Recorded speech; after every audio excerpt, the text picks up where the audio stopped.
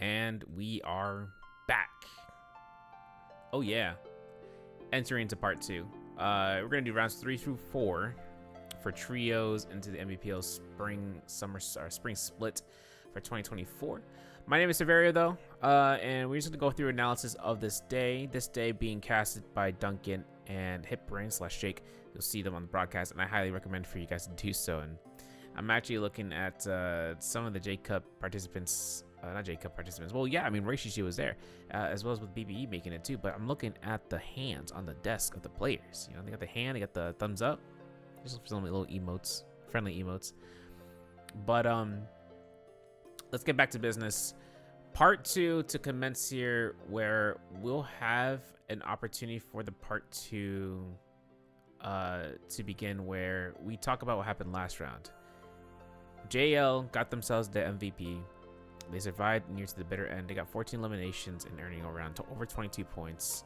And behind that elimination bracket, surprisingly, right? And this is where it comes down to copy and paste. Justina in the snowball comp, where it involves her, Fairy Shen, not her and Fairy Shen, her, Yorihime, and Weishan. That comp alone, a WBG, they got eliminated, like I think in 6th or 7th place. I'm not sure where their placement was, but they had 13 eliminations working that comp. 13. Alliance yesterday got 18 in their game 6, 9 in their game 1. And Alliance didn't do too well in their first game with her in a comp for the first round. But third game, good values, 75% value trade towards choosing a different comp under the risk of hero point consumption. They can use Justina now in a position instead of the Fairy Shen. And it's good, but a lot of picks are going to be Sans Siphon as the first round mono pick. Like we've seen it happen. The last round, not the case scenario where everyone chose it, but it was still kind of banned out, and no one's expending their points any longer after day 2 for +1s or +2s. So as game 3 commences, do have to keep in note that our players, especially Wolves, they're in the top 3, top 4. And they're performing pretty good. So with this first round selection, Sans Siphon, Common Ground, Belief. And this is going to be a zipping ban or point increase, as well as with Takeda and Tammy, but not to the Kurumi. Kurumi is held on by Lee from J Team, so he's going to be holding on to that pick for the Kurumi, so she is not going to have a +1. So second round could use their +1 hero points and actually consuming towards it, but it looks like it's going to be another AOT. Ooh. Cannonball. Oh, BBE doing it. They're actually going to mono roll the +1s there and keep track of their points for that, so they can consume it all. And then a double AOT, so there's not going to be a ban against a Viper, Wuchen, Tessa, and so on, so forth. JJH rocking that into this point for the Cannonball, so that allows JL to run that as well. Ooh, I see a Transformer coming out from TE, and I'm not sure how I feel about that, because it's going to be a minimum of 3 now. 4. LXM hovering over Viper. Yeah, there's a minimum of 4 anti-Transformer comps. Well, actually, 6 if you really want to count it. And if you really want to count it, 11. But, talk about that. The picks are locked in, though. Our characters are chosen. Let's take a look at the skills as the RuneScape music is playing in the background. Look at the emotes, man. Hey. Hey, how's it going? Got a lot of those emotes, man. Like, just in person. Not that extra BM for the positivity aspect. I'm joking. But we're entering this through. My internet, for some reason, is griefing.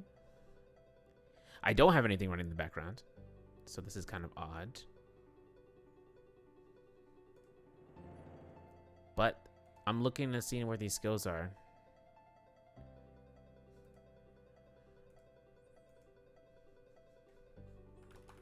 All right, here we go.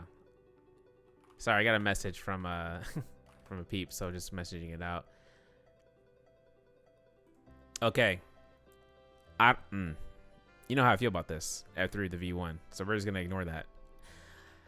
I hope Wolves has a good game with it, but the skill selection here for F3 V1 It feels wishy-washy. It feels like F3 Yakos, or not F3 Yakos, F3 Weishan when I see it. And I'm like, ooh, you know, maybe. But then again, GG rocking the V3 F3.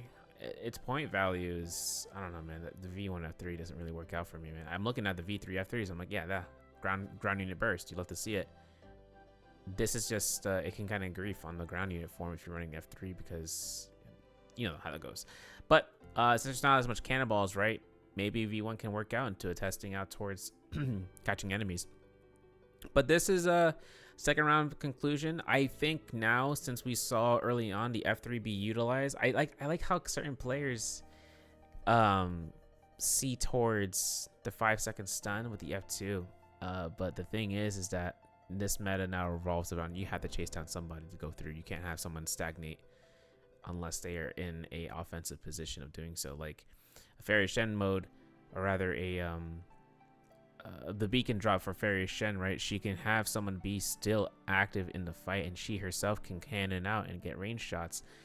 You know, every single other ultimate has an offensive linebacker, you know, to get into place, and then you have Fairy Shen, who's the sidewinder of, you know, playing the here until your play is done. Have this water, like it's a whole play that has to be done, and that play being the V1 for stun out. But V3, you can go into the field yourself. You know, you can throw yourself into the middle of the action and get yourself some eliminations, get some pushback for the F3, which guarantees them not to be able to hold blue, and yeah, so on and so forth. But really seeing a lot of these F3 Weishans out here, man. I'm not saying it's a bad thing, it's interesting.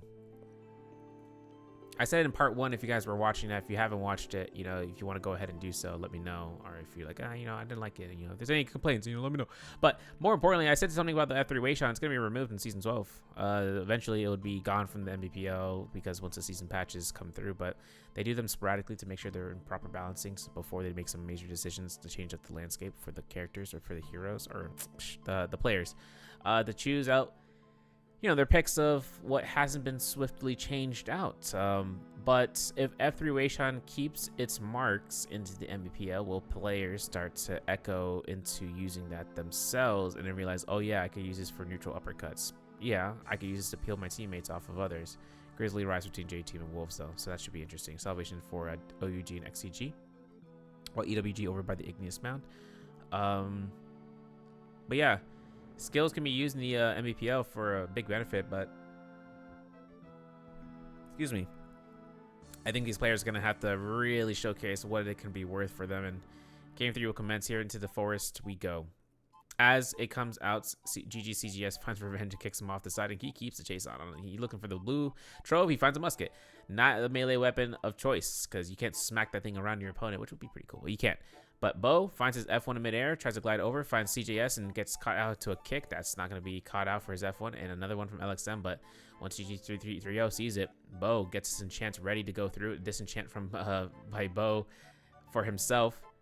And you can see the F1 from Lane to actually give himself the iframe necessary. F1, F2, F3, whichever Takeda's skill comes out.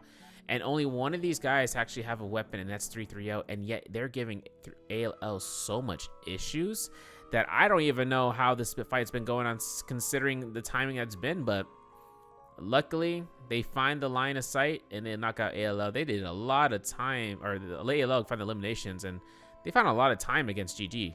They spent a lot of time fighting GG, but XCG finds a kill off of EWG. Double kill.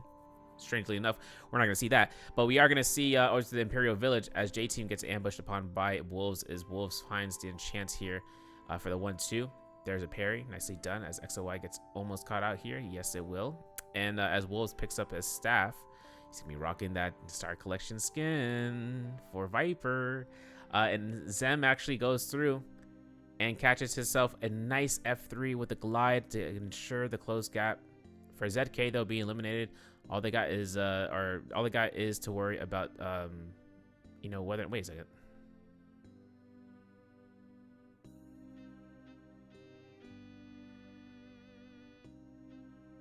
I just had a moment here because I'm like, yo, Zem.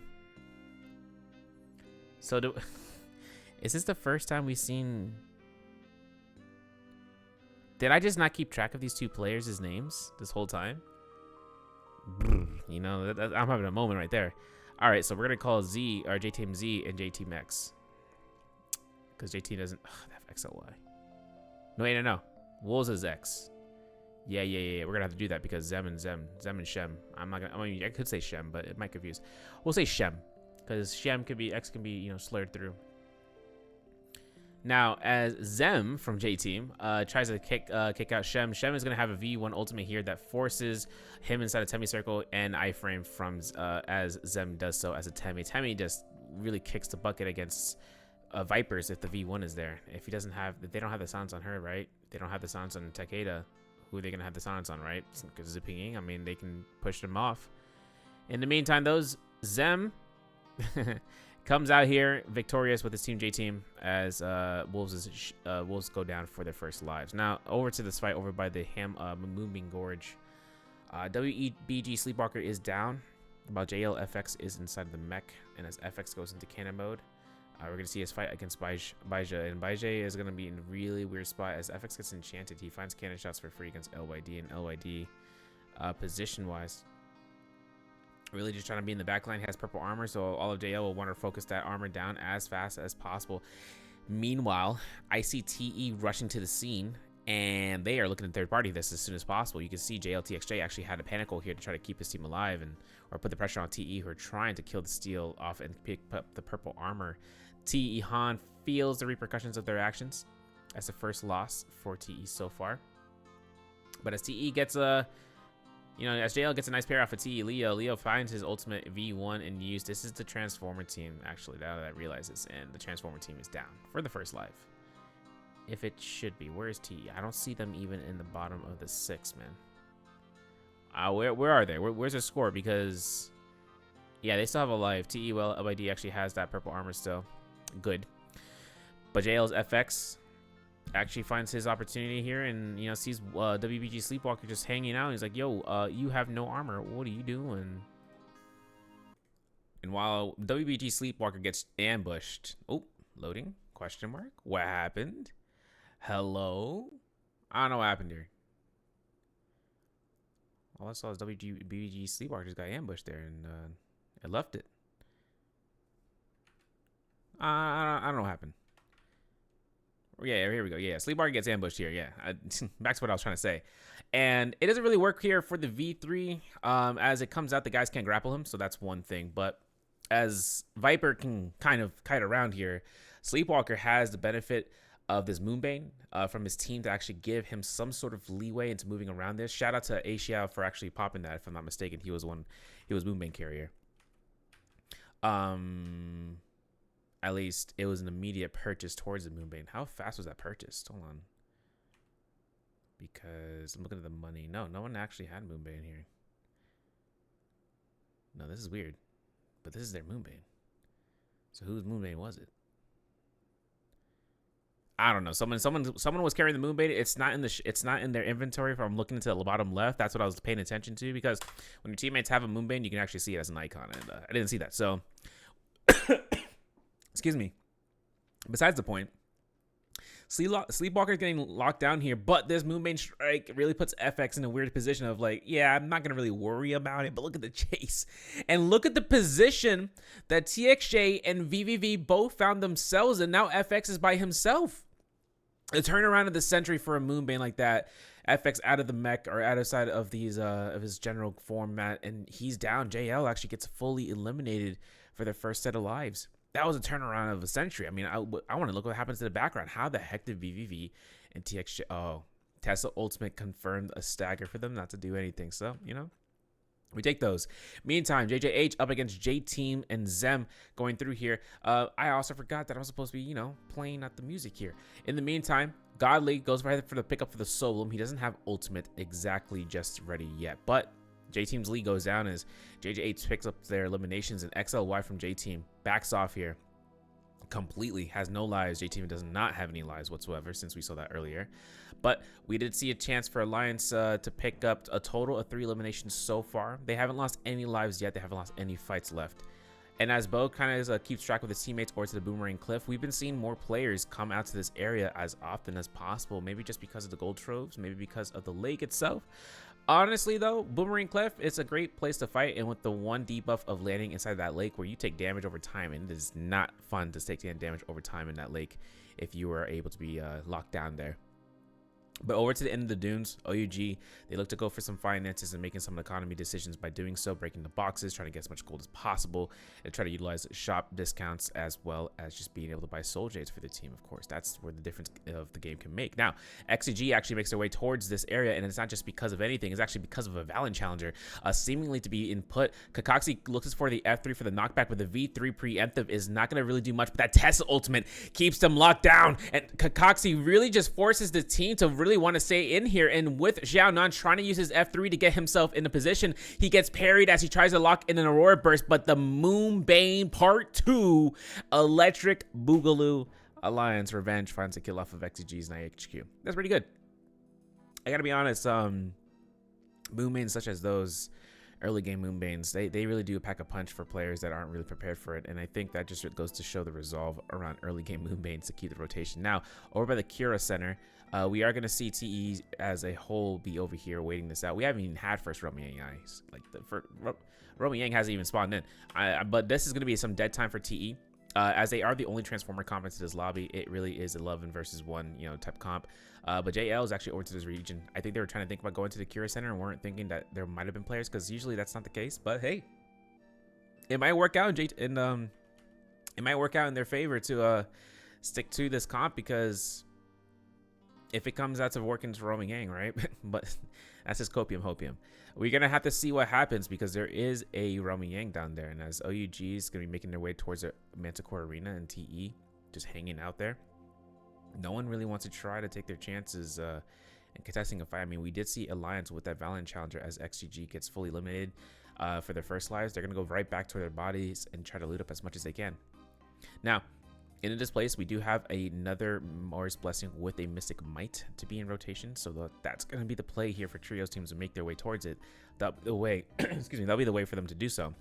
We saw it in round 2 with that Morris Blessing being picked up, but not really much contention. We didn't see much fights outside of the realm, due to the Morris Blessing itself. At least the ones that we saw. GG finds their way and sees JL over by Metop. As it comes out, this is going to be a fully ult ready team from GG, with LXM rocking the V3 F3 and for the burst, and OUG making a way towards this realm portal for one of 3 slots now, and it's going to be the King on it, and he's waiting. They're actually going to contest it and seeing if it comes out, but they're going to be first with it.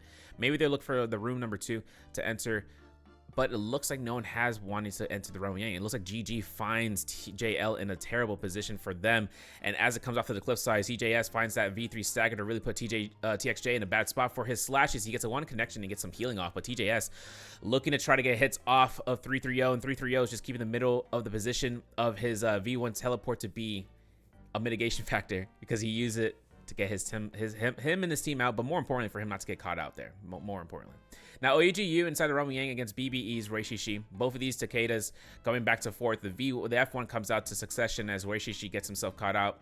And as a whole, once we see Reishishi takes his guys off of someone from the back line, right? Yu takes that advantage of the fan, and Reishishi really trying to get SS here. Nice parry from it, and then with the Takeda Fury Blast to be invested for that parry, the successful parry coming out, you can see Iben forcing Yu's hand with every single ounce of pressure from the focus slide. Now this forces Yu in a spot where, maybe Wild Haymaker Blues might be the play here, because now that Reishishi's F1 is down, there it is. Ben gets caught out, and even though Yu got that animation, he couldn't stop that parry coming out from Reishishi, and it looks like Yu is going to be in that 1v2.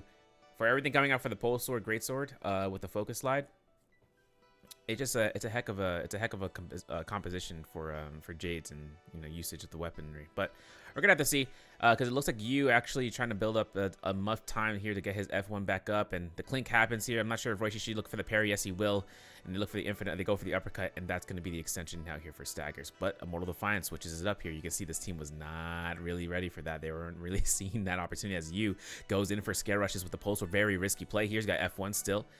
Hold checked on, and Reishishi took that to the grave, and for that, BBE picks up their valiant, gifts of Vermilion Birdspine, Gold Longsword, Purple Spear, Purple Armor to be swapped in here, and as we can see, Alliance actually wins out their Romy Yang to actually get their eliminations, and It looks like this count, you know, the bottom 6.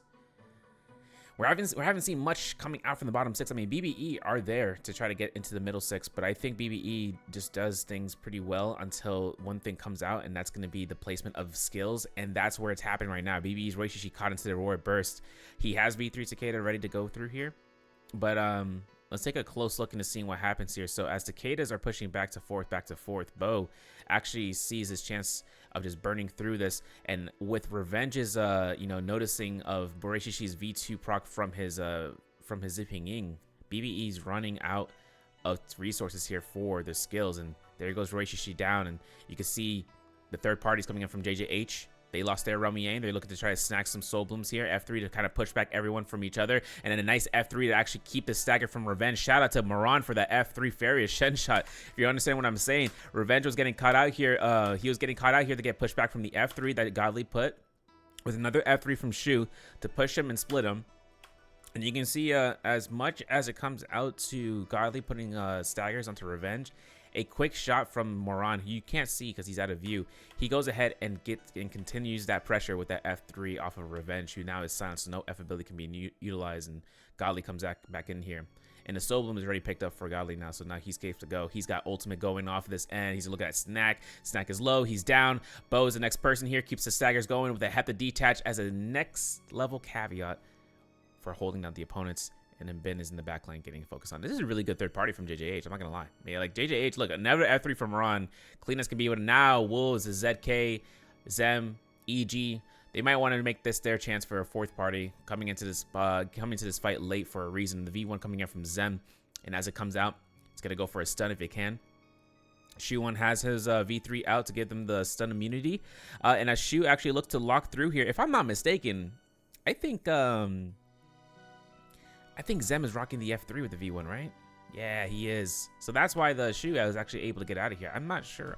See, this is the problem, right? You fight a Wei Shan comp, you got to expect a V3. Like, the V3 comes out, there's no stun opportunity whatsoever. All he needs to do is proc ult. He gets his team this immunity, and he can activate F as a secondary insurance for the defense mitigation.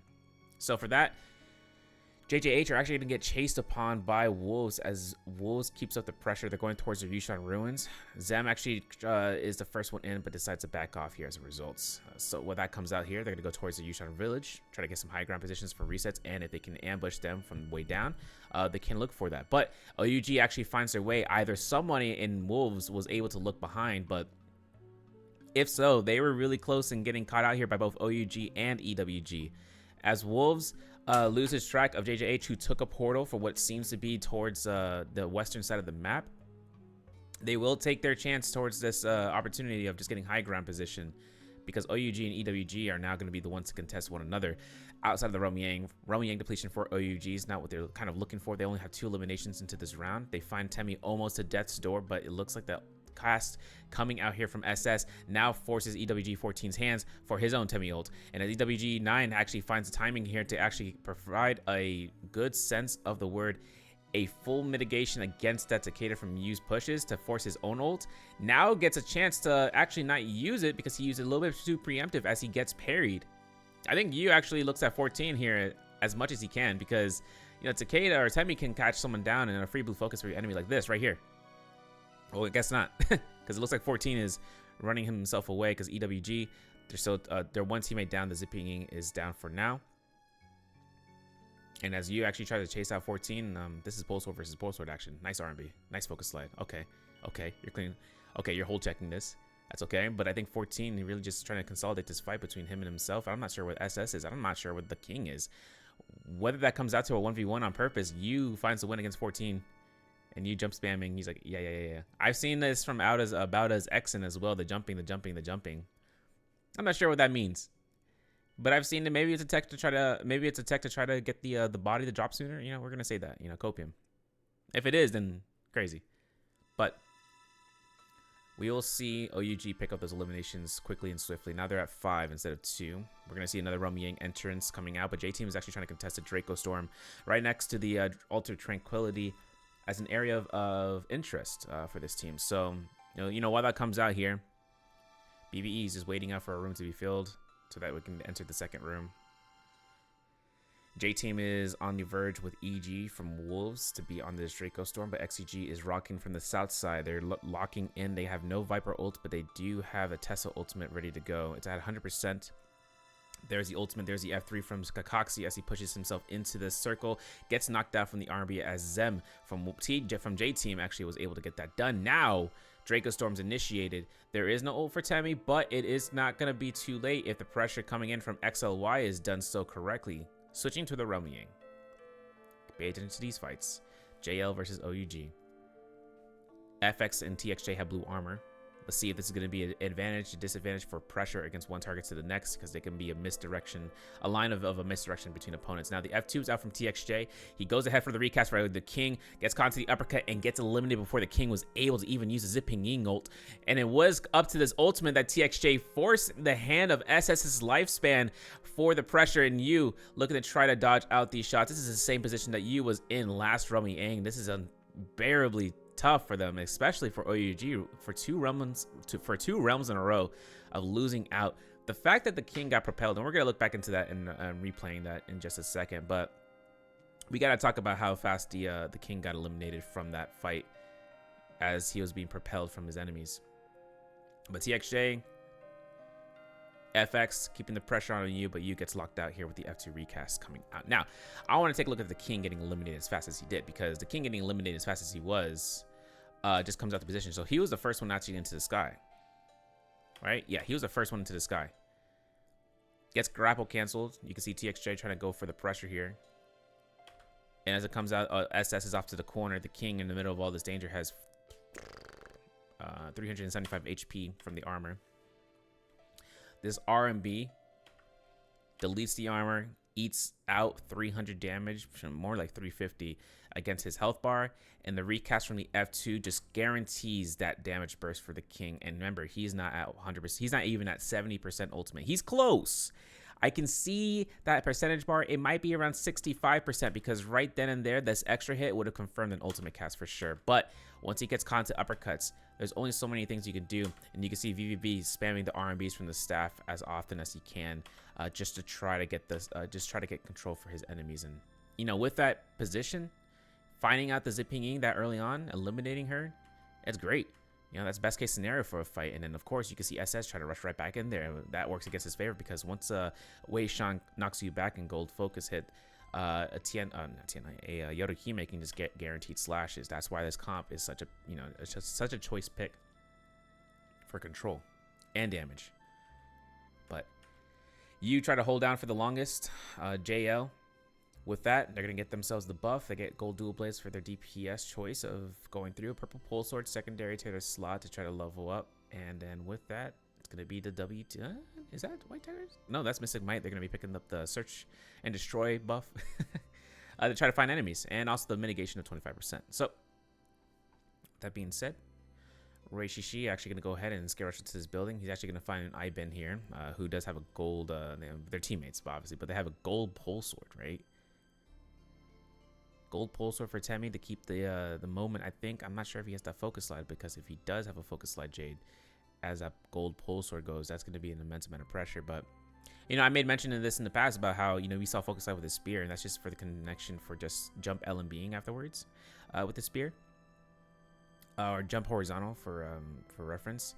And you know, the keeping the staggers against opponents with weapons is also an option, because you can go for crouch LMBs with the slight LMBs with the dual halberds, dual blades, and R&B afterwards. The second R&B does the little shunt move where you hit them, you know, and then your teammates can take that to throw a blue focus of their own, and then you can confirm a secondary blue focus with the 1-2-3. And if you want to add cream to the top, you can actually add jades that are of purple rarity that give you a secondary 1-2-3 horizontal or vertical attack to actually just keep the staggers going afterwards. Like if you have a whirling slash, you just keep the extension going. If you have a splitter, you can keep a silence. You can do for the dual blades, and it would just be interesting to see. I mean, that, or you can go to a Kablum, right? So Really just comes down here. There's the Benthic Descent. I made mention about the Benthic in trios is better than in solos for this case scenario. And you can see that while you finds Lee's death, we're going to see a preemptive ult coming out here from XLY, who does have Fury and Blast to come out to work in his favor for a double hits. There's a fan, but he gets caught with those staggers, and that's going to be XLY going down. OUG are picking up eliminations by the water and actually get rid of the Romiang depletion so far for 2 of the 3 teammates. But of course, you're going to see this fight coming out here from XCG as they come in for a third party with the V3 ultimate from Viper Ning. And of course, we're going to see a chance here of a deletion coming out again for another stagger, but this time from Wolves. ZK locking in OUG in a terrible spot with a V1 could come in the clutch here for Wolves. And there's SS, can't get stopped here. And OUGU is backing off as Wolves ZK finds SS's demise. And then the King, the only other person left, gets caught into this chance. Going to be over for him, dog. Perry comes out, doesn't confirm it. Zem with his teammate lock in for those blue focuses, and they get eliminated as a result. Is that an emote? No. Okay, I was tripping over for the hat. I'm gonna say, you know, emo in Rollins, bro, or emo in the NBPL, you wouldn't see that. But alas, we're gonna take a look at the scene about that in just a moment of seeing whether or not XGG finds OUGU, because he's hanging out in the building as a result. And Kakaxi actually might not even find you because there's so many bushes here. It really just doesn't really come to the advantage of players to just check every single bush, especially when there's enemies nearby. And just trying to back off here is the best play here. And Yu takes that to his advantage here, as instigating a fight by not doing anything is perfect because he knows there's too many enemies around of opposition, two different teams, maybe 3, for him to really take advantage of. Now, meantime, you actually see Zem doesn't get found out, but TE walks right past him. However, Valiant Challenger from Valiant Challengers wielders ALL, that's where TE is trying to rotate clockwise around, trying to get their position to a higher ground. XCG over by the ballista by the snowy forest. They'll have a chance. Ooh, I'm gonna drop my mic. They'll have a chance of actually being able to hold this ballista line if they need to. Unsure if they're really willing to want to do that, but it is up to their decision making in doing so. Now, Wolves, they're still locked in here with that V1 F3. They did some good work there for an ambush. They picked up 2 eliminations, I believe so. So they actually got themselves some good stuff to kind of work with. But that Dragon-like might that Zem is actually walking in here from Wolves, really crucial, especially for Tesla Ultimates if they need to get them in aerial position of getting locked out. Now, NIHQ from XCG and XCG as a whole, they're trying to unlock this Morris Blessing and getting protected from rain just in case there was no one pushing them.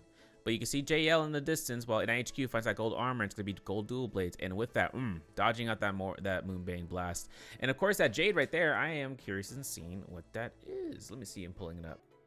All right, I got to look at the Jade. It is a Dreadful Whale. So as a Jade comes out here, Dreadful Whale for XGG, pretty crucial here. Especially coming out here into having a dagger. But I'm not sure if any of the teammates actually possess one, whether purple or better rarity.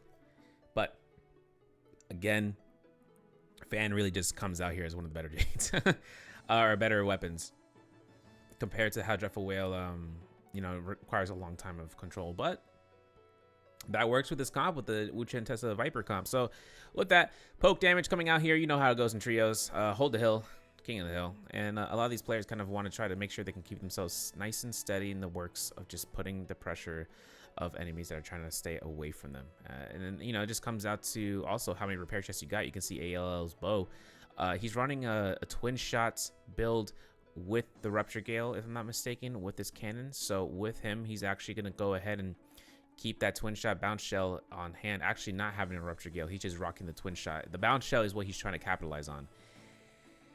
I don't like bounce shell for the effect of what it does because it just throws off the projectile proximity explosion, right? Like you're trying to hit somebody from proximity base, but if you hit a wall in a building, you're not hitting the targets in the building. You're knocking the wall. You're knocking it off the wall. So it's really for you to hit the bounce shell on the ground before it hits that building for that enhanced explosion damage. And I don't know, man. I mean, twin shot also consumes your cannon shots twice fold. So if you're using meteor, your shots will go in different directions. It's not a really a fun experience when you're seeing. And then if you have meteor, if you have twin the bounce shell effect towards that, then it just bounces off like whatever surface you're trying to shoot at directly from where opponents are standing on, like a building, or to the rock face cliff that they're trying to peek from. But besides the point, JL rocking nearly every gold jab in the game. Aurora Burst going to come out here as NightHQ gets locked in here, and the silence is in effect, and NightHQ getting himself almost caught to that jabbing, which forces XGG to actually get their Wooch and to port them out into the middle of the fray. NightHQ goes to the sky. This is interesting. He's trying to skywalk and keep distance and keep eyes on across the field of where he should be going ahead and resetting. And it looks like this is going to be the spot that they're going to choose. And then all of a sudden, the last Moonbane into the game is added in. And as a result, you can actually see that they're going to have to really just back off here. I mean, really curious and seeing about how they kind of want to work with this one. Very risky play as Godly gets a Moonbane blast to his health bar and almost gets caught into another. No, he does get caught into because he deformed and then walked right into it. No, he does have advanced heal though. And as Godly kind of sees ALL across the board, you can see these you can see the zip, you know, from the meteors and the bounce shells. They're avoiding the opponents. They would have hit them because I don't like bounce shell. I don't like it. It griefs. It griefs too much. I would just drop it at this point because it is not confirming any hits at all for anything. It doesn't work. It doesn't work. It doesn't work for me. It doesn't work for me. There's too much terrain issues coming out from it that it bounces off of. You can try to be a big brain with it. And trying to like lock someone around the corner and then you spam the heck out of it because they're just locked into a building. But Pange, man, Pange. Now Bo Gold fan gets caught to that cannon shot, rubber band right back to that Wayshawn, and you can see him trying to avoid this cliffside because he knows there's a whole bunch of people waiting for him to walk out. Excuse me. He has one more Fury Blast to kind of keep on check. As you can see, Shu walks from this point and walks away. And as NightHQ kind of gets himself away from this, right from the spot, Shu actually has to get to the sky for the deformation in case he doesn't get caught into grapples, but it doesn't matter because he's still getting caught in here. Oh my goodness, the extension from NightHQ and a bow shot, actually, not just from NightHQ, from Kakaxi actually coming out here for that play. So nicely done. And it can give a little bit of trouble here for NightHQ to actually be in this corner, but you see this Viper coming through here and sees a test of the multi-grab coming out to their favor as XGG's NightHQ is locking off any range shots against his teammate. He's trying to look towards just keeping those RMBs on a check so that nobody can try to hit his teammate while he's getting enchanted. And they pick up the soloons off in the zone as NightHQ just rushes back to his team because he finds TXJ caught into that Aurora Burst almost. But TXJ rocking the F2, locking it in here. He has that escape if he does get caught out. But, backing off here as a whole is what he's going to be planning on doing. So, while that comes out here, TXJ keeps the momentum going, keeps the sustain going through, and has ultimate still for the last seconds of this fight to see whether or not TXJ will really just look towards and, seeing the light if they catch him out. But he's not. He's to the sky. He's skywalking. BBE's in this corner. Zem is from Wolves is actually shooting out some shots. Kakaxi and XG are trying to res NightHQ as he did get caught to elimination. And as FX looks towards the Merciless Havoc, pushing back Zhao onto the zone. And that's it. Zhao is dead. F2 coming out from TXJ back into the ring of things as JL comes to reap the benefits of this position of locking XG away from their corner. Now comes into play where VVV is the kill leader with 8 kills. And the crazy part about that is that they have 16 kills total into this round. And they actually catch up into 3rd place overall in the leaderboards because of this game, man. And this is just off the Cannonball comp. It's crazy to me that the Cannonball comp can sometimes outperform the Sand Siphon comp, but you see the Sand Siphon comp being used as a default option for these players. And it's just like, ouch, you see this comp being played and, it's the 3rd option for these players, man. So, while that comes out, we will see a chance here for the players to use their ultimates in a safe manner by holding a position, but BBE holds the high ground here. BBV loses his armor, but he has that advanced heal, so he's earning that back up, and TXJ actually goes ahead for the slashes, and for it, we're going to see it coming out here for the slashes to actually cancel ult, because now this is where TE was waiting the long run for this comp as a Tianhai. There's the double grab. There's the release. VVV goes down, and they eliminate TE Wolves' Zem with Leo in those range shots. Confirmation off of Kabloom gives FX a little more trouble than what he's looking for. He's almost caught out there. There's LYD with the kill confirmed. Han looking for this double grab again. TXJ with that 1 HP doesn't get grabbed out here. Han is going to get caught into into the stun as the V1 comes through as Zem looks towards Han. He's got full armor, baby. Roy Shishi in the middle of all this dangerously living position of putting the pressure on, and you can see how TE is able to accumulate at least 3 kills into that fight, it feels like, with everything coming out. Not a lot of value coming out from the Transformer comp from this delay. It's all about being on the ground focused, no longer holding back and just wishing and praying for those shots. Being more consistent off of it in quick shots. That's where Fairy Shen really caved into the Cannonball comp. And while that came in, you know, it's going to be showcased that maybe Transformers are no longer the optimal option for this game. This is what, you know, Hipbrain casting, he's casting today in this day. He's like, I hate, you know, Transformer comp. I don't like it. He's just like, you just hold back and you're not going all in. But Cannonball comp does the opposite.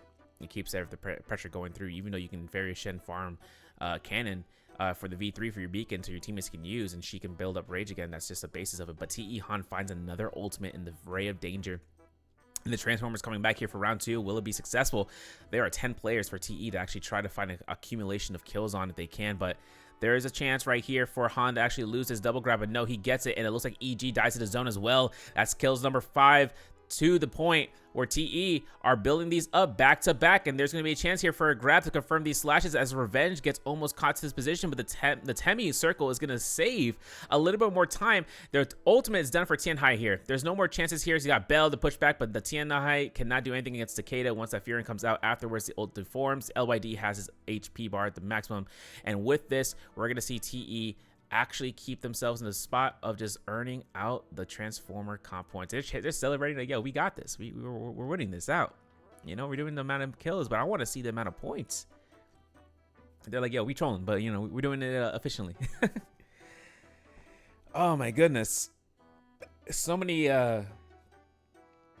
opportunities here, you know, where the Transformer comp is like having a problematic system, but I want to see. Yeah, it's gonna be JL because they had 16 eliminations, dog. Like there's no way. They're chilling. Like, I don't know why they're celebrating. I mean, they go boom, boom, bam, 6 kills. Like, I'm like, yeah, I feel that, but you know, it's a good chance to see their value actually go to 3rd place with 16.6 points, and that's not bad. 9 kill eliminations. They went from literally 3 for that first transformation up to 9, towards getting another 6. And then JL with 18.6 that game, with ALL at 17.9. Catering up to those scores, really strong point for these guys. And we're actually going to take a look in the standings because it does come down to the bottom 6 and seeing where TE kind of pushes past. And they're actually going to be pushing past by a 0.1 difference between them and JJH, who are also performing today. And then WBG right above them with a 2.1 difference that they need to catch up, but not too far away from actually pushing past the value as JDG gets knocked out due to the results. J-Team is still trying to make their ends meet, but this is not a fair, this is not a, you know, a big difference of scores for the bottom 6. Middle 6 value, 5-2-1 hasn't been able to do anything. They had to pass 5-2-1, and they're definitely going to get past between the next 3 games because BBE right above the with a 0.2 difference are really just trying to catch up and beat out Bauda's score of 83.6, and then all of a sudden ALO's alliance. There's a lot of teams here that can get knocked out potentially, and top 6 as well can easily test. With KLA's value at 100 points, that's a little bit of a big jump, but it could be anywhere beneath towards the middle 6 where they could even pass Fun Plus Phoenix and DRG. So with that being said, let's get into round 4 into Morris Isle.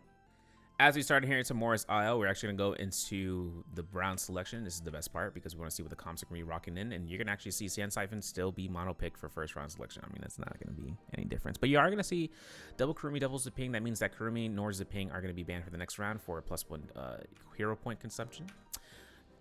And it is what it is. But we are going to see a Cannonball comp in the midst of the AOT comp with the Wu Chen Tester Viper. So these teams are actually going to keep keeping that one going through and locking that down. And of course, with that, we are going to see the round 3 selection to actually give the last comps to be the Cannonball comp, you know? And it's crazy to me that the Cannonball comp is still considerably the 3rd round comp, considering how much value kind of brings up. But ALL, they're bringing the Justina again for part 2 for the Snowball comp. Bringing out performance day 2 or day 3 with day 2 of them playing, but they're bringing this Justina comp into this round instead of saving it for later. So if they do bring it again, how many hero points they had? How many hero points? 9. If they want to bring it back again later on, they can. I mean, into last round picks, they can actually be first choice to consume either. Yeah, they definitely will. They can actually bring back that comp as a first round choice because no one's going to be mono picking a Cannonball for the first round. So that's kind of a good case scenario for them. And even then, if they're first round choice, they're good. But regardless, skill set. Let's take a look at the scene. It's going to be the same build as Alliance has been doing with that build. And nothing out of the ordinary. Wolves is still trying to make the V1 F3 work, so we're gonna see it. It works out for third parties and just being able to burst really quickly, and then after that build up rage from Soul Blooms. But everything here seemed pretty standard between the bar, between both the Temis as well as towards the Weishans and the various skills, and the Yodohimes. And then with that, we're going to see it coming out for the Wuchen, Viper, Tessa, and TE are actually going to do the same thing with the F3V1, right? It's a copy and paste territory of seeing which comp works best. But the spawns are here. J team actually spawning out towards north of Trident Junction towards the Zest Winery. With BBE actually out into the outskirts of I'm in a brain fart. That's Shipwreck Expanse. I'm thinking of something else, but it is Shipwreck Expanse. TE in Council Courtyard Alliance over by the nearby the Fiery Stash. Towards where the direction is south of the Gamma Mine, as JJH actually spawns into Gamma Mine there. Very interesting choice because that leads them down towards getting quick loot and then being able to quickly grab and snag those Fireflies. But it looks like another team's already spawning there, so I really want to see how it spread out. A lot of these spawns are Firefly based. You can see actually over the northeast of OUG, and I think that's XCG to actually be spawning by the Ephemeros region, near Breezy Maze as well for Fireflies, and then into the Ephemeros Cave if they can. But GG is actually super north, super duper north over to the Eventai Temple, while Wolves is just holding down the Sunwings Rest region. And then you can see this area right here where the Fireflies can actually be in across this cliffside from that area. I can't even remember that area's name because it's very few times that I actually propagate areas to fight over there. But in the meantime, let's start this out here. As the beginning spawns come out, JL spawning in immediately and actually being able to choose that Viper, Witch, and Tessa comp are going to be joined through here and pick up Fireflies. The majority of Fireflies have already been picked up by JJH, and now JL is in a running panic mode spree. The ultimates that are ready from JJH is going to be the Temi, and as he has ultimate, you can see Moran is already at 25% ult rage, so he didn't pick up a Firefly. This is just him dealing out damage, and kills off of the kill feed. You can see WBG off of it against EWG comes out. Wolves of Zem finding Moonbane purchases off the rip in the first seconds of the fight. That's crazy. But I think JL are going to have to eat more than they can chew here, even with the Temi Circle. They find an ultimate cast for VAV to find the Soul Bloom.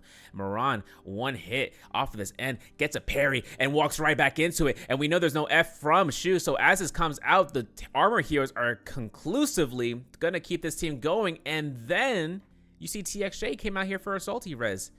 This actually would have forced the other teams to think about it, but the first person to do it in a salty res position, they kind of went out, unless they get caught out later on to the fights. But, it all comes down towards that field, if it happens. Now, kills are kind of crazy right now. You can see a full squad wipe that will WBG, JL, and OUG were able to capitalize in the first seconds, as well as XGG almost catching it through, but they only catch 2 eliminations as they lose their second. They use their fights to be finalized. By Wolves, 0 eliminations, still have 1 life. AOT comp, of course, with the staff coming through here. I might see that Lee are, coming out here. Is there another comp for the Viper, Witch, and Tessa? Because I heard a blind date coming out here as its comp name, and I was like, I mean, it kind of works, for the reasons, because no one can do anything if they're out of the sight line, because the blindfold got him. 330 finds Shinyu from OUG, and as it comes through, Eventai Temple is where XGG is. We know GG was somewhere around this region, and it looks like XGG actually were eliminated early on, and they get full looting rights into Eventai Temple. So this gives them the gold troves off of that statue as well as everything else. But on top of that, we're actually going to see ALL forcing their hand in looting over by the Crow's Nest, if I'm not mistaken. Sometimes these buildings are very similar to where it can be someplace else, but no, actually, this is over towards the Shipwreck Expanse, southeast, or north of the Ghost Town, and super south of Shipwreck. Now they're entering it. So while that goes through, we are going to see WBG somewhat get some loot up, keep some rounds moving, and Bai is going to be keeping himself with that fan as the Takeda, as he should. TE over by the Victim's Haven for the looting patterns. So this is where we can skip around. You know, there's not really much happening here between the comps, the choices, and you know, besides fights, 330 finds WBG over by the pier or by the fishing port, and 330 and LXM. They're really just you know. But look at WBG by G. He is a man for that. He should have F1 preempted though. He really should have used the F1 preemptive though, because he would have been able to catch a blue focus there, and he would have locked them all down. But CJS actually gets himself here to position out for an ultimate cast that LXM is trying to completely capitalize on for his teammate to get a slash off for free. But Baiji actually gets that knockback for free, but not the R&B blue focus. Almost gets caught into that Yodohime slash. Last 3 slashes come out here. 3-3 CGS actually is granted a beacon by 330 from the Fairy Shen. Now he can be an offensive ultimate, while 330 can be now giving his teammate refuge and pressure at the same time. While they're healing up, CJS can just take 7 seconds of that time to heal, and then CJS can go to work because he builds up cannon passively while he's healing. Now, Bai is going to be going down to his ultimate. He's have F1 ready. He's been holding on to it since before the engagement. And then with that, Bai actually looks to try to scare rush as a priority here. Finds the F3 from Yodo and avoids that scare rush position further on. Now, he finds this successfully to engage again. And the heals coming out from the Zipping Ying from their teammate A Xiao is doing the work as Sleepwalker gets 330 out. LXM is out. And CGS, well, you know how it goes. The triples acceleration elimination. 6 eliminations for WBG so far. Now into the shipwreck fight, we see Wolves up against TE, who have an ultimate cast, and you can see the enchant from Tessa actually keeping tether of them to keep location. But Bo is gonzo, and you know ALL are at a point where the Yodohime is the only one left alive. 0 eliminations for Alliance so far, and you know you can see Revenge actually hanging out there into the corner. He's just bushing it. They both have lives left, so they really will not let this one up. They know that they're holding their lives for a reason, and they're like, no, they're not gonna let it up. But the thing is that you gotta bait out your team. You gotta bait out the enemy. You gotta go north. You gotta do a counterclockwise rotation. You gotta go to the opposite direction and then make a rotation towards where you really want to spawn, because they were waiting out the soul form, and then automatically they heard where the steps were going and they went in that direction. That's how it goes. They were really just waiting that one out, and I think that might work against ALL's favor. But into the next fights, we are going to see JL find JJH, and TXJ actually looks for an ambush here in the back line. I'm not sure where VVV is. There he is. Remember, V1, V3, F3 actually. This is going to work in their big time chance of holding down the Takeda here. This is big because Godly has ultimate preemptive casted, and there's going to be a chance for VVV to try to get this R&B for the fan, but he gets locked into this soul, and that's going to be it for VVV. The moment that he got R&B fanned into that storm, that was it. He had no energy. He locked in animation. He couldn't even F3 because of that. Now, JL is they're looking to try to get the res off. They got the res off of VVV as a result. As the swap comes out here, FX to find it. Wolves' EG finds JJH. JJH saw that Moonbank being casted, and Moran was the only one left without the news as it comes out here. Wolves comes right back into trying to find out this chance of, you know, can we chase out the targets that just ran away? And JL just rushes into the scene here. Coming out of the council courtyard, Wolves, weird grapple animation, but Zem finds himself into canceling, you know, finding a chance to chase here. And as Zem actually puts his foot forth into making sure that's the case, they go into the zone. V1 from Zem though, right? So he can't do anything on the move while keeping grapples limited, so he can lock down these guys. And you can see a missed ult opportunity here, a nice parry coming out from VVV, or from what seems to be ZK, and there's a stun, but this enchant comes out. TXJ gonna be locked in, and that's gonna be it for JL this round, guys. I believe, maybe. No, they got soul forms, right? Yeah, VVV has a soul form. Yeah, they all have soul forms. They're still good. They're still good. But Wolves, they're working with 5 eliminations so far, and they're gonna keep this momentum going. As TXJ actually, you got to remember, TXJ actually salty res early on. I remember. He did salty res over against JJH inside of the fiery towards the Sun Cave, I should say. That's when it happened. Now, skipping around because, you know, we're running this out. White Tech is prowess buff on an open map, though, for Morris Blessing. So that should be interesting. You saw that in the western side right over here. Yeah. But BBE and J Team are going to be contesting this Romy Yang. Skipping around here, an actual outside fight on the Romy Yang consisting of ALL and TE. Teon finding his ultimate not be used here until the enchant is running through its duration for a free stun. Bahan missing any opportunity in doing that early on. I'm not sure as to why he didn't do it, honestly. I think he could have taken the opportunity there for the enchant to be able to do so, forcing their Wu-Chen. Oh, not good, because this is exactly why Justina works best in this comp. I was watching this in the day 2. I was like, yo, he can chase out Wu-Chen. She can chase out Wu-Chens. Like, Justina can go after Wu-Chen's teleports and short scale dashes to actually close gap the distance and get double freezes and actually get some free poke out of that because of that. And TE Leo, you know, he's trying to keep the team alive as much as possible, but, you know, ALL... You know, lane is down because the amount of pressure that LYD just did there too, because, you know, that comes out towards the enchant. But, you know, it's just crazy how much comes through for the value off of it, because the R&B from the staff did that. But I mean, one thing that lane did was find the team and force them in the position they'd rather not be in. Now Perry's coming down here. It's all up the skill set of catching things when they're not really expected, like that Hexa Harmony Spear that Leo was not expecting. It's been revealed, and that works in their favor as LYD looks to try to go into a 1v2. You can see himself having a chant, and actually the F1 coming out. That was a good F1 though. I mean, the attempt was there, and it was nice. Actually denying Bo here, denying his chance of actually launching this out. Shunt towards revenge, goes for the crouch LMB, hold checks to horizontal, goes for the chase. Ooh, free R&B. Oh my god, into another horizontal attack. He did it, the 1v3. I'm not sure what's happening here between LYD and Leo, but LYD is cooking right now with that double kill and keeping his team alive. Even though TE Hana's down, they have enough gold for looting up these bodies, and even more so just getting to the shop and just buying him back. But with that, WBG, they're gonna get themselves a Vermilion Bird Smite. LYD, look at that, it went from 9k to the 19k, you know, for himself, for picking up from the body. And as it comes out here towards the shipwreck expanse, we're actually going to see ZK working his moves down to the shipwreck and just, you know, seeing about TE, because TE is over in that zone. So while that comes out of here, we are going to see Zem moving forth into this right position where he can try to catch someone, but LYD looks for the scale rush there with a pole sword. Very nice. Locks his opponent. LYD locked into the zone here because of the Tesla ult, but Perry, very nice, locks out LYD for a little bit more time, but it's not enough. But the Wu-Chen port from Leo, really big distance, really large distance that he actually was able to take into consideration there for resetting his team, but it's really good. Now as it comes out, BBE's Iben and whatnot, they are going to have their chance of fighting out OUG, and as SS looked towards using his F3 at max distance, U finds the capitalization off of that beacon that SS used to peel and grant his team some refuge.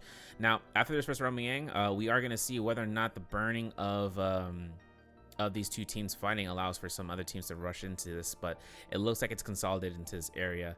As SS looks towards Snack and towards the blue armor here, Roishishi has those Takeda Fury Blast to pull and peel, but SS gets caught through here with using his fan as much as possible with his teammate, but Snack finds his ultimate, finds a parry, actually almost connects it, almost, to the point of putting SS in the bad spot. But Yodohime's here are just really sealing the deal as OUG's U is putting out BBEs into their demise, and of course Roishishi still somehow holding this fort, gets a parry as SS gets a Razor Swift proc off of Ben from it. And Roishishi gets parried, but it looks like that distance is going to cause a double F3 silence. Parry again. Get it towards him, man. SS is clean with those two parries, but OUG loses U, or uses Iben from Rumbling depletion, so that should be the case. XLY up against EWG. J-Team still are actually in ultimate as a whole, but Zem holds onto the beacon for XLY to utilize. There it is. And as XGG is falling out between J-Team Zem and whatnot, their ultimate still has 20 more seconds. Now, as it comes out to cast, XLY has his cannon shots to deny XG, but you can see XG actually out of mech as a result. XLY doing the pressure, doing the poke, doing the peel for his team to capitalize onto it. And XLY looks towards 14 off to the distance. He's actually one shot, but it looks like EWG9 is going to be the first one to be eliminated from this side. And then Lee's going to be caught into the parry, and that's going to be a dagger stab big time. J-Team Lee trying to keep himself alive here as much as possible, while XLY looks to try to use his F2 to recast, locking in this Fairy Shen with that moveset. And suddenly, the fight is into their favor as J-Team works it out for this kill. Nice chance for that Fairy Shen beacon to be used for XLY post Yodohime ult and building up rage again. Now, XGG versus U, or XGG versus OUG, coming out here between both of the top teams into the NBPL top scoring. big time chances here for XG to try to lock out OUG from this from the top spot if they can lock them out for this round. But it looks like OUG's cannon mode goes out. U is now in full real estate mode. Ooh, one hit. There it is. Nice musket shot from Xiaonan. Octus Slash Blade from Jingyu. And these type of Jades to be introduced when later into the fight is something you don't really necessarily want to see until it's to your advantage. To their advantage, I should say. Because that's how it can be. I mean, duh. But OUG's SS finds a way of escaping. So he lives to fight another day, trying to find some gold. But Kakaxi has 32k gold, so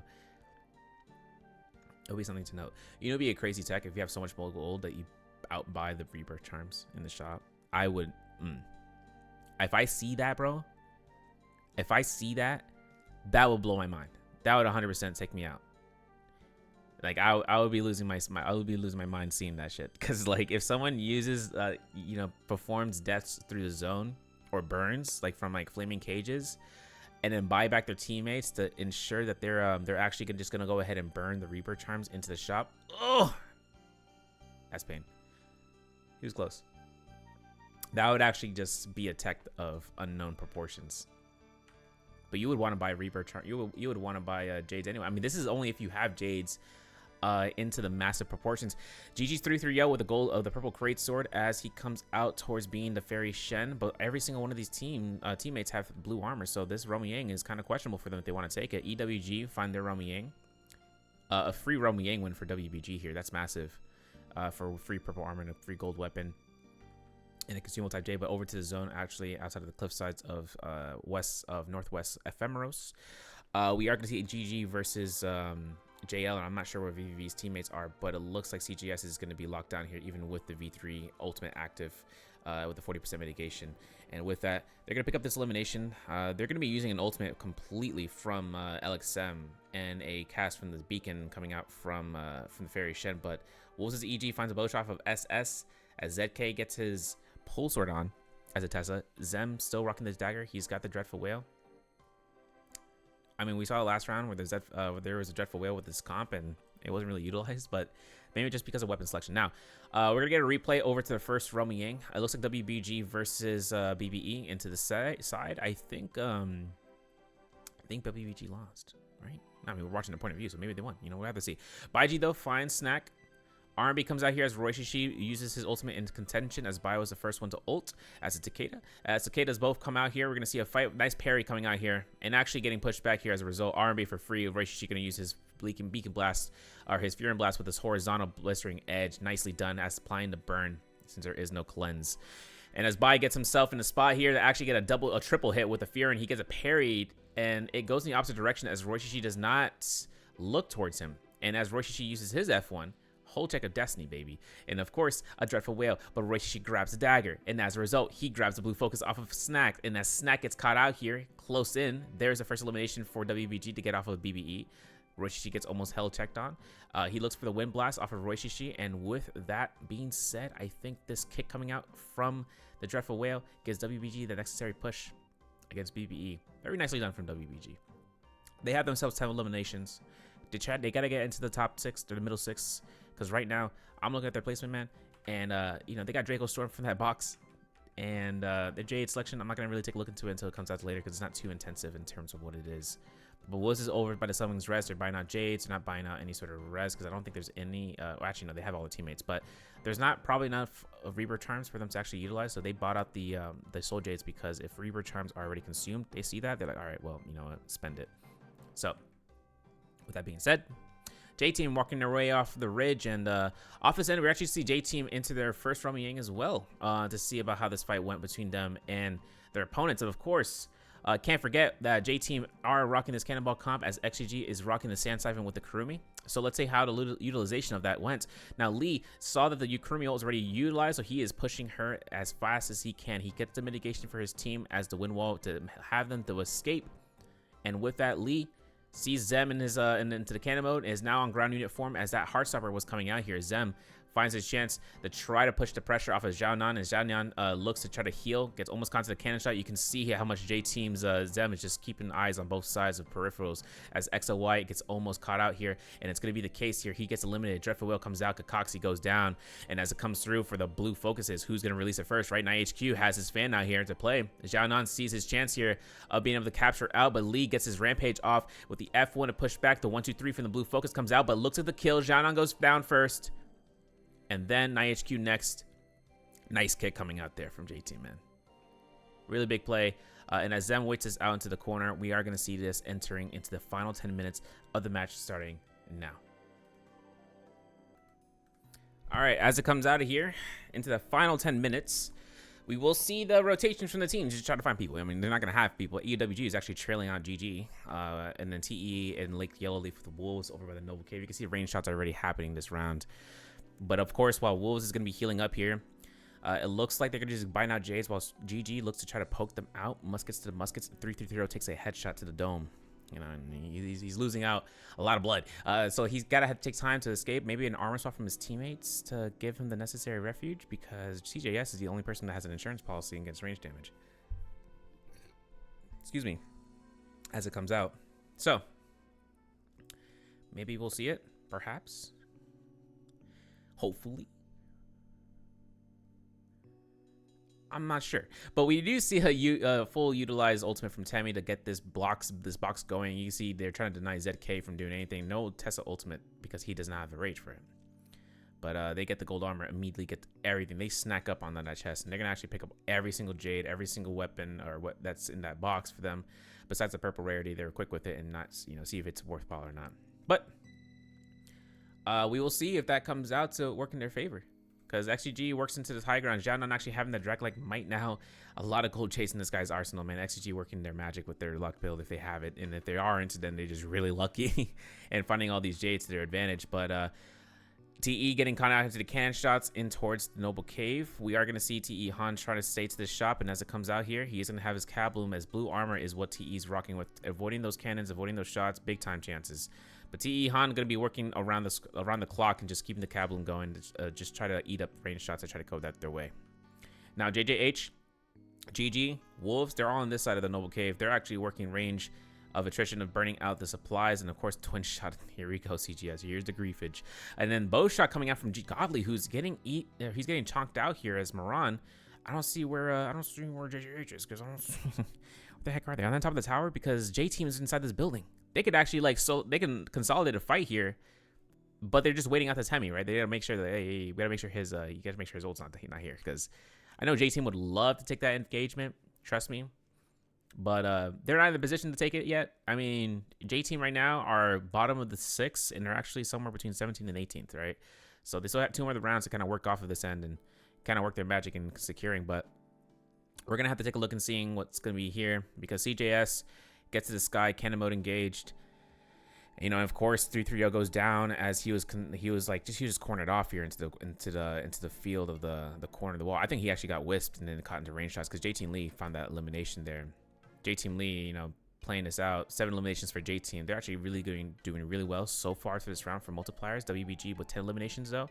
So far the kill leader. And as the poke comes out here, this is what it comes down to. Pressure's coming between all these players back to back. Baiji going to go towards this area and backing off. And as Baiji actually looks to try to make their way onto the ridge, TE Leo, JJH, Godly gets caught into the Moonbane Blast. A full 3-man Tessa ultimate coming out here. This is the V1 Tessa ultimate with the V1 Viper ultimate. But Baiji was smart. Baiji and A Xiao were smart with their team to actually get their ultimates out here preemptive. But Zem forced to actually see EG forcing their ultimate for the Wuchen port, because they knew they were getting ambushed on. And I don't know. I mean, the full commit was there. The only problem is you're dealing with the Takeda, and Takeda can preemptive. You don't have a silence. You don't got anything like that. That's all right. But JJH Godly actually dies out to the Moonbane, or to the zone. With no... Where's JJH?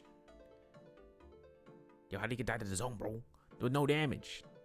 From no one else. That's crazy. Well, Godly actually looks to try to avoid TE, because TE is putting the pressure off.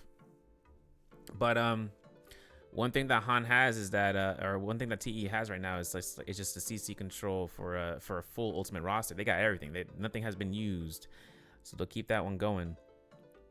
And as much as it comes down to it, Bai is going to be keeping his resets for those cannon modes, and a lot of these players actually just keeps themselves forward, trying to put the pressure into the corner. But Baiji just wants to try to get as much as he can for rage back, because that's what he's trying to anticipate, because almost getting caught into that building was scary. But Sleepwalker, ooh, you're gonna see Baiji actually get caught into this Tesla and the F1 to come out. One shot is all it's needed. You can see Uzem actually trying to look for it, but that's gonna be it for the burn. The V2 comes out, but that's an enchant, and that's gonna be the kill elimination that Zem was looking for from WBG, or from Wolves against WBG. And now as this pressure comes out here between the rooftop, you can see that A Shao just gets into high ground position because his team is like, you know, not in a great spot so far for lives, but they do have close placement against 5-2-1 and knocking them out of the roster for top 12. So the moment that they do, they have to keep pushing on for the next 2 rounds in order to secure that for sure. So while that comes out here, let's take a look in the scene. XLY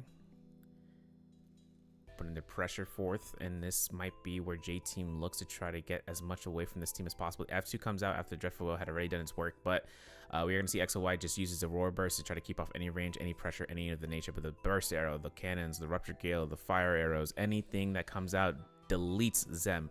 As tick damage and DOT as a whole, they're really going to be doing the work out here. As the Rampage comes out from XLY, he picks up a Soul Bloom off the body of Maran and forces into a position against Shu. Now Shu gets caught into this RMB. That's going to be the jump LMB. The Rampage comes out. The Soul Bloom picked up again, but he's getting caught into those burns to target lock everything against it in his favor. And as XLY holds a corner position here, getting almost caught into that spot, he's going to the sky with the ultimate coming up from Tessa. 30-meter distance, XLY forced to use ultimate, and as the cast come down here, EWG9 into the corner. You're going to see XLY gets caught out for those range shots as Wolves capitalizes off of it, gets a kill off of Gali, gets a kill off of XLY. 2 separate teams, but he eliminated by the same one. And Wolves is doing work here into the top 3 bracket. We're going to see another kill for that elimination off of Lee, but a Wu Chen port to not put themselves in a good spot. It puts them in a great spot. And as I look towards TE into the side, they get a 3-man stun, and off this end, LYD is going to be one of their next targets, who does have a combo breaker once the enchant comes out, but that enchant's going to work into the magic. They get the elimination as ZK confirms it off of LYD. And with WBG working into the side, we're going to see EWG try to keep the pressure across the cliff side to push them off for confirmed cannon shot. There it is. ZK doesn't have the angle off of 14 to actually get confirmed that shot, but the Roar Burst to confirm it. XGG Kakaxi finds TE Han to be eliminated. And off this point, we do see WEG still standing here. They have 1 teammate left, and that's going to be the Ziping Ying. Unfortunate for ZK to get eliminated here from EWG's XG, but that Flamebringer going to work in. NiHQ coming into play with the Fan Takeda here. He's going to eliminate EG, and as the Soul Bloom picked up, gets his Rage back up. He's got 1 of the blasts. He's been picking up Soul Blooms passively for the Rage damage per tick, and that's really just too crucial for Takeda to pick that up on the fly. And as it comes out here, NiHQ finds a kill, or for rather from Kakaxi to pick up the kill, and the Soul Bloom pickup to actually get that Rage back. And NiHQ just building up. He's at 93%. He's building up. He's got 100%. NiHQ now healing up as much as possible before he engages this rooftop party, as I should say. Rooftop rumble. That's a reference for you gamers. We are going to see A Shadow into the sky as EWG 14 has himself into what seems to be his most crucial spot yet, as this ultimate from Temi is denying anything that Fairy Shen ult can do here. 14 will still look towards it. He's still maybe just farming out damage here, as he is the Yodohime in their squad, and he just keeps the midair position as much as possible. This is really capitalization off of Fairy Shen that he fully utilizes, and now into ground unit form. He is the Yodohime, so he can lock everyone away from this area. There's Xiaonan seeing CJS's ultimate as a Yodo, and now the counter ults might come out to play. EWG 14 finds eliminations. No, maybe so. There it is. NiHQ down. The last hit is going to be the confirmation as A Shao goes down. EXG and EWG go through, and XGG stay alive, stay pushing, first place position. Really strong play. I mean, and the positions are everything, guys. I mean, I don't know about you, but shouts to XGG, MVPing for this round, and of course with the scoring, which should be around. Pause that. BBE in the bottom row with the 1 point, which kind of feels bad, and even Alliance, right? These whole Alliance actually rocking the build, but but somehow TE came out on the top of that fight. Let's talk about that. That 1v2, yeah. But 28.8 for XGG here in first place, 16.6 for Wolves, WBG in third with 14.7. We are going to get into the standings here because this is what matters. Now, Middlesex has BBE surpassing 521. 521 is done. They are eliminated from this round. WBG are still in this game, but they're right below with a 0.4 difference between them. Bauda hasn't been able to play today, so they're really careful. They got to be really careful and hoping, crossing their fingers that they don't get eliminated. Same as with DRG, but that's a 20. That's an 18-point difference, 18.2 difference that they'll have to look towards of a difference between two games that WBG can take off, as well as with BBE, right? And not into BBE, we're looking at the bottom six, not DRG, but we're looking at TE as well. But they are a little bit farther of a distance away from these teams, so they really need to capture that momentum for the next two games to actually capitalize onto passing them. In the meantime, in the bottom, EWG as well has to work their magic for the next two rounds. And with that, we are going to see the top three placements still have, the capitalization squad of OUG, GG, and Wolves. And this is a really close between Wolves and GG. But OUG captured that game with high value, or the past games. They actually put themselves 20 points, 20.5 points ahead. So with that, that's going to conclude part 2. We'll get part 3 going off here in a good bit of a while. I'll have that uploaded later on, and as well for you guys for this part is to go through, analyze. If any suggestions, any feedback, just let me know. I'll make sure in getting you guys going through on this end. But with that being said, my name is Severio. I'll see you guys on the flip side, and with that, take it easy.